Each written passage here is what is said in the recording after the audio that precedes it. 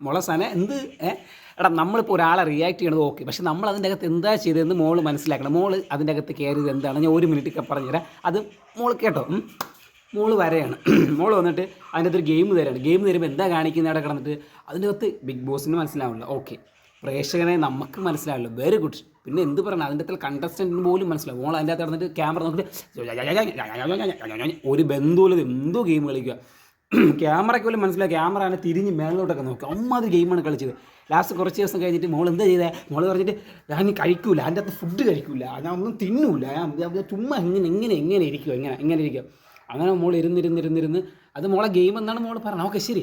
അങ്ങനെ ഇരുന്നിരുന്ന് ലാസ്റ്റ് ആയപ്പോൾ കുറേ മണിക്കൂറായപ്പോൾ മോൾ ഒന്നും കഴിക്കാതെ ബിഗ് ബോസ് പറയാണ് സന കൺസ്ട്രക്ഷൻ റൂം വഴി മോളെ പുറത്തേക്ക് വരും. അങ്ങനെ മോൾ പുറത്ത് വരുവാണ്. പുറത്ത് വന്നിട്ട് എന്താ മെഡിക്കൽ പ്രോബ്ലം ആയിട്ട് മോൾ പുറത്തായതിനു ശേഷം നമുക്ക് മനസ്സിലാവില്ല മോൾ എന്തൊരു ഗെയിമാണ് കളിച്ചതെന്ന്. നമുക്ക് മനസ്സിലാവണേ ഇല്ല മോൾ എന്തൊരു ഗെയിം കളിച്ചത്. 2 ദിവസം കഴിഞ്ഞപ്പോൾ മോളൊരു ഇൻ്റർവ്യൂ കൊടുത്തിട്ട് പറയുക, ഞാൻ അതിൻ്റെ അകത്ത് എന്താ കളിച്ചെന്ന് അറിയാം. നമുക്ക് മനസ്സിലായില്ല. ഞാൻ അതിൻ്റെ അകത്ത് കളിച്ചെന്ന് വെച്ചാൽ ടോം ആൻഡ് ജെറി ഗെയിം.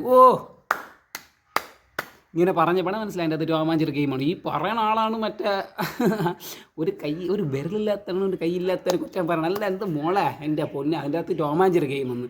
അത് പറഞ്ഞപ്പോൾ പ്രേക്ഷകന് മനസ്സിലായി, ബിഗ് ബോസിന് മനസ്സിലായി, നമുക്ക് മനസ്സിലായി. അപ്പോഴാണ് മനസ്സിലായി മോൾ അതിൻ്റെ അകത്ത് എന്താണ് കളിച്ചതെന്ന്.